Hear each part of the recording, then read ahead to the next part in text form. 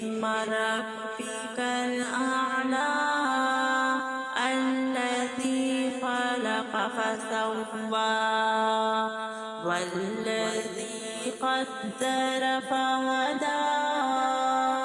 والذي أخرج المرعى فجعله غثاء أحوى سنقرئك فلا تنسى إلا ما شاء الله إنه يعلم الجهر وما يخفى ونيسرك لليسرى فذكر إن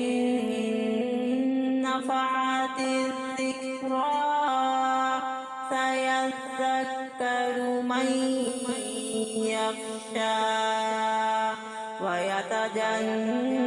ويتجنبها الأشقى الذي يصلى النار الكبرى ثم لا يموت فيها ولا يحيا قد أفلح من تزكى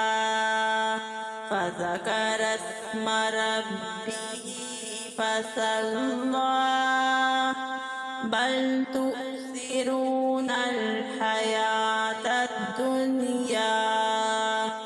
والآخرة خير وأبقى إن هذا لفي الصحف الأولى صحف إبراهيم وموسى